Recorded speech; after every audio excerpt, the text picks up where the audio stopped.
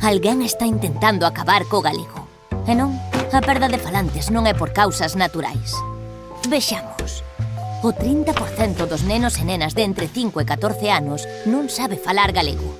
Non é que non o fale ou non queira, é que non sabe. 1/3 dos galegos e galegas non falan nunca galego. E a metade dos mozos e mozas son monolingües en español. Por que ocorre todo isto? O 21 de setembro de 2004, en votación unánime do Parlamento, aprobouse o Plan Xeral de Normalización Lingüística, con Fraga aínda como presidente da Xunta. Un plan que falaba de establecer medidas compensatorias para o galego no sistema educativo. Mais en 2007, cando o goberno bipartito quixo desenvolver o acordado, o PP rompeu a negociación e decidiu rachar para sempre co consenso sobre a lingua. Feijóo, por interese electoral, negouse a apoiar un sistema educativo de 50-50 entre galego e castelán e preferiu incendiar cunha campaña de mentiras e crispación, damando máis selecto do panorama.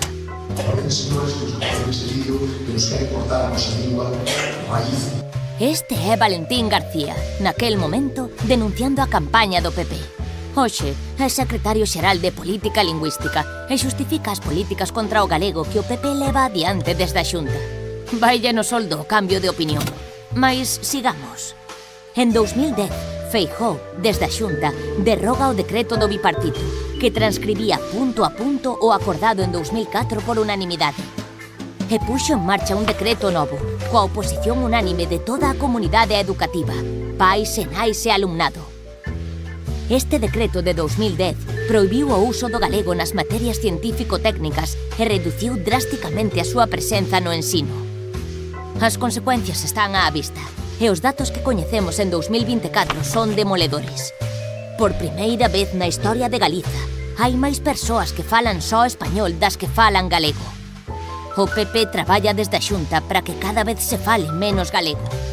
Mais, a pesar de todo, aínda estamos a tempo de evitar este crime. O galego, contigo, ten futuro.